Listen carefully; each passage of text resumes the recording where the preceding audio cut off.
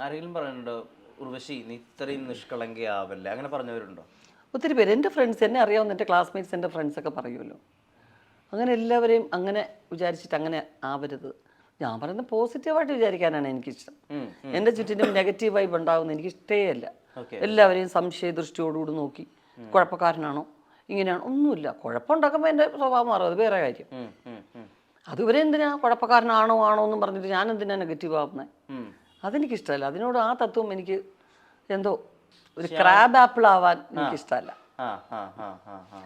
ഒരു സയൻറ്റിസ്റ്റിന് ഒരു വെള്ള പേപ്പർ കാണുമ്പോൾ, അല്ലെങ്കിൽ അതുപോലൊരു മൈന്യൂട്ടുള്ള റോക്കറ്റുണ്ടാക്കുന്ന ഒരു ശാസ്ത്രജ്ഞൻ അതിൻ്റെ ഒരു ചെറിയ സ്ക്രൂവിന് എന്തെങ്കിലും പ്രശ്നമുണ്ടോ എന്ന് ആദ്യം അതാണ് നോക്കേണ്ടത്. അത് അദ്ദേഹത്തിൻ്റെ ഉത്തരവാദിത്വമാണ്. അത് കുഴപ്പമുണ്ടോ എന്ന് വേണം ആദ്യം നോക്കാൻ. പക്ഷെ ഞാനൊരു കലാകാരിയാണ്. അതിലൊരു കടുക് അതിൻ്റെ അളവിൽ നന്മയുണ്ടോ എന്ന് നോക്കണം, കഴിവുണ്ടോ എന്ന് നോക്കണം, എന്നിട്ട് അതിനെ വാനോളം പുകഴ്ത്തണം. അപ്പോഴതൊരു വലിയ ഒരു കല ഉണ്ടാവുള്ളൂ. അപ്പോൾ അതല്ലേ എൻ്റെ തിയറി. എപ്പോഴും പഠിക്കാൻ ഭയങ്കര ആഗ്രഹമുണ്ട്. അത് തീർച്ചയായിട്ടും. ഞാൻ നല്ല സ്റ്റുഡൻ്റ് ആയിരുന്നു. എനിക്കറിയാം, നല്ല ക്ലാസ്സിലൊക്കെ നല്ല സ്റ്റുഡൻ്റ് ആയിരുന്നു. അപ്പോൾ ജഗദമ്മയെ കുറിച്ച് എന്താ ചോദിക്കാം? ജഗദമ്മ ഞാൻ ചോദിക്കാം. കുറെ പുതിയ ടാലന്റ്. കാരണം ജഗദമ്മ പഠിക്കണമെന്ന് ഒത്തിരി ആഗ്രഹിച്ചിട്ട് 7ാം ക്ലാസ്സിൽ പഠിച്ച് നിർത്തേണ്ടി വന്നു അമ്മയെ നോക്കാനായിട്ട്. ഇതുവരെ അമ്മ എന്നെ നോക്കി, ഇനി ഞാൻ അമ്മയെ നോക്കണം എന്ന് പറഞ്ഞ ജീവിതം ഇത് ത്യജിച്ച ഒരു പെൺകുട്ടിയാണ്. ജഗദമ്മയിൽ വരുമ്പോ ഇപ്പൊ കൈലാഷൊക്കെ ചേച്ചിയുടെ അഡ്മയർ ആയിരിക്കും എന്തായാലും. അതെ. അപ്പൊ ഈ ബഹുമാന സാധനം പൊളിയണല്ലോ, എന്നാലല്ലേ സീൻ സിങ്കായി വരുള്ളൂ. ഇതിന് ചേച്ചി എന്താ ചെയ്യാ? വിഷ്ണു ഇപ്പൊ എങ്ങനെയായിരിക്കുന്നത്? എന്നെ ആദ്യം കണ്ടപ്പോൾ ഇപ്പൊ കണ്ടപ്പോൾ ഒരു വ്യത്യാസമുണ്ട്. എന്നെ സംബന്ധിച്ച് ഞാൻ എൻ്റെ കംഫർട്ട് സോണിലേക്ക് അവരെ കൊണ്ടുവരികയാണ് പതിവ്. അവര് കംഫർട്ട് ആണെങ്കിൽ, പക്ഷെ അവര് ഈ ദുർമുഖരാണെങ്കിൽ ഞാൻ പെട്ടെന്ന് അതോടുകൂടി പണി നിർത്തി ഓക്കെ താങ്ക് യു എന്ന് പറഞ്ഞു പോകും. അല്ലാത്തവരൊക്കെ നമ്മുടെ അതിലേക്ക് വരും, അങ്ങനെ അകത്ത് നിൽക്കുകയില്ല. ഞാൻ അങ്ങോട്ട് പോവുക പതിവ്. അല്ലാതെ അവരെന്നെ റിസീവ് ചെയ്യുന്നുണ്ടോ ഞാൻ നോക്കാറേ ഇല്ല.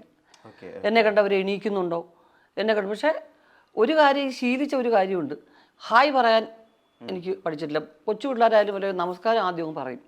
അപ്പോൾ തിരിച്ച് സ്ഥിരമായിട്ടൊരു ഹായ് ആണെന്നുണ്ടെങ്കിൽ മക്കളെ ഹായ് വേസ്റ്റ് ആക്കരുത്, കുറച്ച് നമസ്കാരം എൻ്റെ കയ്യിൽ ഇരിപ്പുണ്ട്, ഞാൻ അങ്ങോട്ട് ചിലവാക്കും, തിരിച്ചെനിക്ക് നമസ്കാരം വേണം എന്ന് ഞാൻ പറഞ്ഞേക്കും. അത് ഞാൻ കേട്ട് ആദ്യമായിട്ട് നമ്മൾ അഭിവാദ്യം ചെയ്യുമ്പോൾ നമ്മുടെ ഒരു കൾച്ചറിലുള്ള വാക്ക് പറയണമെന്നുള്ളത് എനിക്ക് വളരെ നിർബന്ധമാണ്.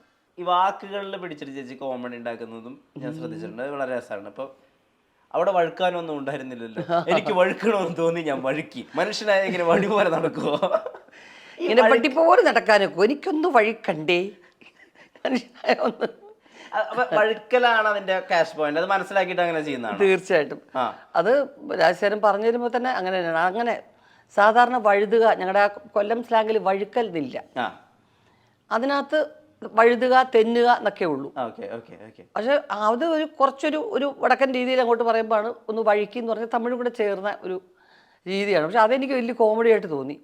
കാരണം അതിനകത്തൊരു കട്ടുപിടുത്തത്തിൽ ഇങ്ങനെ പറയാം എനിക്കൊന്ന് വഴുക്ക, ഇങ്ങനെ ഒരു വടി പോലെ നടക്കാൻ പറ്റുമെന്ന് പറയുന്നത്. അത് നമ്മൾ ആസ്വദിച്ച് ചില ഡയലോഗ് പറയുമ്പം അങ്ങനെ വരുന്നത്. അത് ജഗദമ്മ ഒട്ടും അങ്ങനെ സീരിയസ് അല്ലാത്ത തമാശ ഒക്കെ ഉണ്ടാക്കുന്ന ഒരു ക്യാരക്ടറാണ്. ഇപ്പൊ ഉള്ളൊഴുക്കും ചെയ്യുന്നുണ്ടല്ലോ. ഇത് വളരെ പാടാണ്. കാരണം രണ്ട് രീതിയിലും ആക്സെപ്റ്റ് ചെയ്യാന്ന് പറയാം. അല്ലെങ്കിൽ അയാൾ സൂപ്പർ സ്റ്റാർ ഒക്കെ ആയിരിക്കണം, അല്ലാതെ അങ്ങനെ ഒരാളെ ആക്സെപ്റ്റ് ചെയ്യില്ല. ഇത് ചേച്ചിക്ക് ഇത് നന്നായി പറ്റുന്നുണ്ട്. ഇതെല്ലാവരും ഇത് ഉള്ളൊഴുക്കിന് ഉദാഹരണം പറഞ്ഞാൽ വിഷ്ണു ഇത് പാടാണ്. വിഷ്ണു ഒരു ജീവിതത്തിൽ 1-2 വട്ടമൊക്കെ അത്ര പഠനം ചെയ്യാം കേട്ടോ. കാരണം എന്ന് വെച്ചാൽ ഞാനൊരു ഒരു ക്യാരക്ടർ എന്നിലേക്ക് ആക്കുന്ന ആളാണ്. ഒരു ക്യാരക്ടറിനെ അങ്ങോട്ട് പോയിട്ട് ക്യാമറയുടെ ഉപയോഗം വന്നു കഴിഞ്ഞാൽ ആ ക്യാരക്ടറിനെ എന്നിലേക്ക് കൊണ്ടുവരും. ഇതിനെ ഒന്ന് വെളിയിലെടുത്ത് കളയണ്ടേ എനിക്ക്? അത് അടുത്ത ടേക്കിന് മുമ്പ് ഞാനതൊക്കെ മാറ്റാൻ നോക്കുമെങ്കിലും ഇത് ഷൂട്ടിങ് കഴിഞ്ഞ് പോയിട്ട് ഈ പണ്ടാരം വെളി ഇറങ്ങാതെ ഇങ്ങനെ വിങ്ങുക. കാരണം എൻ്റെ ജീവിതത്തിലുടനീളം എൻ്റെ കൊച്ചിലെയുള്ള ജനറേഷൻ ഞാൻ കണ്ടത് മുഴുവൻ അത്തരം ലീലാമ്മമാരെയാണ്. ഒരു പ്രസ് മീറ്റ് ഓർമ്മ ഉണ്ടായിരിക്കും വിഷ്ണു. ആ പെൺകുട്ടി ചോദിച്ച ചോദ്യത്തിന് മുഴുവൻ ഞാൻ ബന്ധമില്ലാത്ത ഉത്തരം പറഞ്ഞുകൊണ്ടിരിക്കുക. കാരണം എനിക്ക് ഇമോഷണലാവും ഞാൻ. എൻ്റെ അമ്മ ഉൾപ്പെടെയുള്ള സ്ത്രീകൾ ഇങ്ങനൊരു ഇമോഷൻ പുറത്തു കാണിക്കാൻ നിവർത്തിയില്ലാത്ത കുറേ സ്ത്രീകളെ ഞാൻ കണ്ടിട്ടുണ്ട് എൻ്റെ കുടുംബത്തിൽ തന്നെ. അയ്യോ ഇത് ഭീകരമാണത്. 45 ദിവസം ഞാനത് നന്നിരിക്കും. ഒട്ടും ഒരു രക്ഷയില്ല. പടത്തിനെ കുറിച്ച് എപ്പോൾ പറഞ്ഞാലും കുഴപ്പമാണ്. ലൈഫിലൊരു അങ്ങനത്തെ ചില പടങ്ങളുണ്ട്, ഒന്ന് കുടുങ്ങും. ഈ കുറേ പാരാദൂരം പറഞ്ഞ് കരയുന്ന ഒരു കുഴപ്പമില്ല, ആ അതങ്ങ് പോവും, ഈ പെയ്ത് ഒഴിഞ്ഞു പോവും. ഇതിങ്ങനെ കെട്ടി നിർത്തുക എന്ന് പറഞ്ഞൊരു സംഭവം ഉണ്ടല്ലോ, അതൊരു വല്ലാത്തൊരു അവസ്ഥയാണ്. അത് ആ ജനറേഷനിലെ സ്ത്രീകളിൽ ഒട്ടുമിക്ക പേരും അതാണ്. ഒരു വിശേഷിച്ച് അങ്ങനെ വെന്റ് ഔട്ട് ചെയ്യാൻ ആളുകൾ ഉണ്ടായിരുന്നോ? ഇല്ല, ഒരിക്കലും ഇല്ല. ഞാൻ അങ്ങനത്തെ ഒരാളേ അല്ലായിരുന്നു. എനിക്ക് ആരോടും കമ്മ്യൂണിക്കേറ്റ് ചെയ്യുന്ന ഇഷ്ടമല്ല എൻ്റെ പേഴ്സണൽ കാര്യങ്ങൾ. ഉള്ളിൽ തന്നെ വെച്ചത് അത് കഴിഞ്ഞ് കുറേ കാലം വരെയും ഈ അടുത്ത കാലം എനിക്ക് അങ്ങനെ കമ്മ്യൂണിക്കേറ്റ് ചെയ്യാൻ താല്പര്യമേ ഇല്ല. എൻ്റെ പേഴ്സണൽ കാര്യങ്ങൾ എന്തിനാ ഇവർ സംസാരിക്കുന്നത് എന്നുള്ളതാണ് എനിക്ക് എപ്പോഴും. എപ്പോഴും ഹാപ്പി ഫേസ് ആയിട്ടുള്ള എന്നെ മാത്രം മതി എന്നുള്ളൊരു നിലപാടാണ് എനിക്ക്. ഓ അതുകൊണ്ടാണ് കുഴപ്പം, അല്ലെങ്കിൽ കുഴപ്പമില്ല. കാണുന്നവരോട് ഇങ്ങനെയൊക്കെ പറ്റി കേട്ടോ എന്നൊക്കെ പറയുന്നവർക്ക് വളരെ പെട്ടെന്ന് റിലാക്സ് ചെയ്യാൻ പറ്റും. ശ്യാം പുഷ്കരൻ പറയായിരുന്നു, ശ്യാം പുഷ്കരന് വലിയ ആഗ്രഹമുണ്ട് മിഥുനത്തിന്റെ ചേച്ചിയുടെ വേർഷൻ വേണമെന്ന്. ഓ, അതായത് മിഥുനത്തിന്റെ ഒരു ഫീമെയിൽ വേർഷൻ വേണം. കാരണം ഒരിക്കലും ഒരു ഭർത്താവ് നല്ല രീതിയിലല്ല ട്രീറ്റ് ചെയ്തിരിക്കുന്നവരെന്നാ പറയുന്നത്. ഇപ്പൊ അതിന്റെ വിമർശനം ഒരുപാട് വരുന്നുണ്ട്. പക്ഷേ സുലോചന എന്തായിരുന്നു, സുലോചനയുടെ ആഗ്രഹങ്ങൾ എന്തായിരുന്നു, അവരെന്തിനാ അങ്ങനെ പെരുമാറി, അവരങ്ങനെയായിരുന്നോ ആ ക്യാരക്ടർ ഡീൽ ചെയ്യണ്ടേ? ചേച്ചിക്ക് തോന്നുന്നുണ്ടോ അങ്ങനെ ഒരു ഫീമെയിൽ വേർഷൻ ആരെങ്കിലും? ഇല്ല, അന്ന് തന്നെ ഇപ്പൊ ശ്രീനേട്ടിന്റെ സ്ക്രിപ്റ്റാണ്, ഞാനും ശ്രീനേട്ടും ചെയ്യാനിരുന്ന സിനിമയാണ്, ശ്രീനേട്ടിന്റെ ഡയറക്ഷനിൽ. അത് പിന്നെ അത് ഇഷ്ടപ്പെട്ട് പ്രിയചേട്ടനും ലാലേട്ടനും ഒക്കെ അത് എടുത്താണ്. പിന്നെ ശ്രീനേട്ടൻ പടത്തിൽ ചെയ്ത റോള് അന്ന് ബൈജു ആയിരുന്നു ചെയ്യാനിരുന്നത്. അനിയൻ. അതെ അതെ, അതൊരു പത്രപ്രവർത്തകനാണ് എൻ്റെ പ്രൊഡ്യൂസറായിട്ട് അങ്ങനെ ചെയ്യാനിരുന്നതാണ്. പല്ലിശ്ശേരി രത്നാകരൻ എന്ന് പറയുന്ന ഒരു അദ്ദേഹത്തിനാണ് പ്രൊഡ്യൂസ് ചെയ്യാൻ വേണ്ടി അദ്ദേഹമാണിത് പറയുന്നത്. ആ സ്ക്രിപ്റ്റ് ഉഗ്രനായിരുന്നു.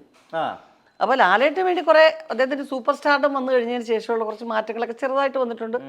അതിൻ്റെ ഒരു പ്രധാന എലിമെന്റ് ഹ്യൂമർ കുറച്ച് മിസ്സായോ എന്നുള്ള തോന്നലും വന്നിട്ടുണ്ട് കോമ്പിനേഷനിലൊക്കെ. പക്ഷേ ഇപ്പോഴും എല്ലാവർക്കും ഇഷ്ടമുള്ള ക്യാരക്ടറൈസേഷനും അപൂർവമായിട്ട് ഈ പായി ചുറ്റി കൊണ്ടുപോകുന്നൊന്നും വേറൊന്നും നമ്മൾ കേട്ടിട്ട് പോലും ഇല്ലാത്ത സീൻസാണ്. പക്ഷെ അപ്പോഴും നമ്മൾ പറയുന്നത് വെച്ച് കഴിഞ്ഞാൽ സുലോചനയും ഇവരും തമ്മിൽ ഇത്രയും വർഷം പ്രണയിച്ചു എന്നുള്ളതല്ലാതെ അദ്ദേഹം പറയുന്ന ക്ലൈമാക്സിനോട് അടുപ്പിച്ച് പറയുന്നത് ഞാനൊരു ഭർത്താവ് മാത്രമല്ല, ഒരു മകനാണ്, ഒരു സഹോദരനാണ്, അല്ലെങ്കിൽ എല്ലാം ഉണ്ട്. ഇതെല്ലാം ഉണ്ട്, എൻ്റെ അകത്ത് കുറേ പ്രശ്നങ്ങളുണ്ടെന്ന് മനസ്സിലാക്കാതെ നീ പെരുമാറുന്നു. മനസ്സിലാക്കാൻ ഒരിക്കലും കമ്മ്യൂണിക്കേറ്റ് ചെയ്തായിട്ട് കാണിക്കുന്നില്ല.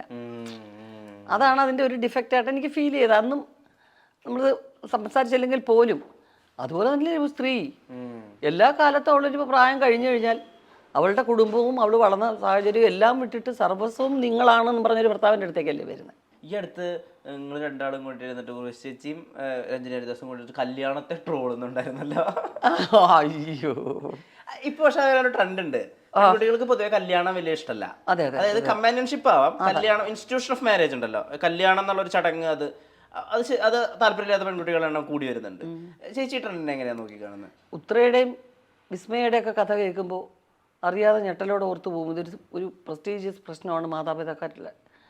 എങ്ങനെയും ഒരു പെൺകൊച്ചിനെ സർവ്വതും വിറ്റും കൊണ്ടു നടത്താനുള്ള തിരിച്ചു വന്നു കഴിഞ്ഞാൽ മോശമാണെന്ന് ചിന്തിക്കുന്ന ഒരു രക്ഷകർത്തൃ സമൂഹം, അവർ ഈ കുട്ടികൾ മരിച്ചു പോയിട്ടൊന്നും ചെയ്യാതെ പിന്നെ സംസാരിച്ചിട്ട് കാര്യമില്ലല്ലോ.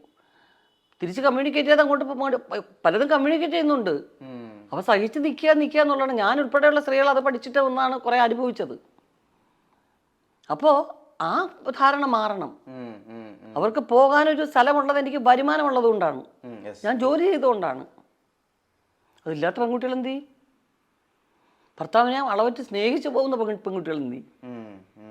പോകാനൊരിടമുണ്ടോ എന്നൊരു തോന്നൽ പെൺകുട്ടിക്ക് ഉണ്ടാവണം. പ്രേക്ഷകർ വല്ലാതെ ആഗ്രഹിക്കുന്നു, ചോദിക്കുന്നു, ഇപ്പം ഈ കമൽഹാസൻ രജനീകാന്തൊക്കെ ഒന്നിക്കുന്നത് പോലെ എന്ന് ശ്രീ മോഹൻലാലും ഉർവശിയും അഭിനയത്തിൻ്റെ രണ്ട് ധ്രുവങ്ങൾ, എത്രയോ വലിയ ഹിറ്റുകൾ, എത്രയോ വലിയ ഓർമ്മകൾ, നിങ്ങൾ ഒരുമിക്കാൻ ഒരു സിനിമയും ഒരു സബ്ജക്റ്റും അങ്ങനെ സംഭവിക്കാൻ സാധ്യതയുണ്ടോ?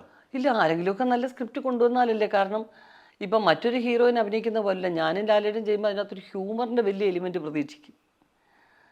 ഒരു സീരിയസ് ഫിലിം അല്ല, ഒരു തുടരുമല്ലായിരിക്കും പ്രതീക്ഷിക്കുന്നത്. ആ ഒരു വ്യത്യാസം കൊണ്ട് അത് എല്ലാ ഡയറക്ടേഴ്സിൻ്റെയും മനസ്സിൽ ആഗ്രഹം ഉണ്ടെങ്കിലും കുറേ പുതിയ ഡയറക്ടേഴ്സ് എന്നോട് പറയും, ചേച്ചി ലാലേട്ടൻ പക്ഷേ നിങ്ങൾ സ്ക്രിപ്റ്റ് കൊണ്ടുപോകാന്ന് പറഞ്ഞാൽ അവരുടെ മനസ്സിലൊരു ടെൻഷൻ ഉണ്ടാവില്ലേ. കാരണം ചെയ്തു വെച്ചിരിക്കുന്ന ഈ പടങ്ങളുടെ അതിനെ ഓവർകം ചെയ്യുന്ന ഒരു സിനിമ ഉണ്ടല്ലോ അല്ലേ, അതുകൊണ്ടുള്ള പ്രശ്നമാണ്. അല്ലാതെ ഞങ്ങൾ രണ്ടുപേർക്കും ഒരു പ്രശ്നമില്ല, തീർച്ചയായിട്ടും. അല്ല, അത് അങ്ങനെ ഒരു സിനിമ കിട്ടാത്തത് കൊണ്ടാണ്. നോർമൽ ഫിലിമിലേക്ക് ഒരു റീ എൻട്രി പറ്റില്ല. സിനിമകൾ ഇങ്ങനെ ചെയ്തുകൊണ്ടിരുന്നെങ്കിൽ അറിയത്തില്ലായിരുന്നു. ഞാൻ തമിഴിലേക്ക് ഒരു 95ഓടുകൂടി അങ്ങോട്ട് പോയി. പിന്നെ തമിഴിൽ എൻ്റെ ഒരു വലിയൊരു റീ എൻട്രി ആയിരുന്നു. മൈക്കിൾ മദന കാമരാജൻ, അങ്ങനെ ഇങ്ങനെ അവിടുത്തെ സ്റ്റേറ്റ് അവാർഡ്, അവിടുത്തെ മകളിർ മറ്റും കുറേ സിനിമകളുമായിട്ട് അങ്ങനെ ഒരു പോക്കായിരുന്നു. മായ ബസാർ 1995 എന്നൊക്കെ പറഞ്ഞ് കുറേ സിനിമകളായിരുന്നു. അത് കഴിഞ്ഞ് ഞാൻ പിന്നെ വരുന്ന അച്ചുവിൻ്റെ അമ്മയാണൊരു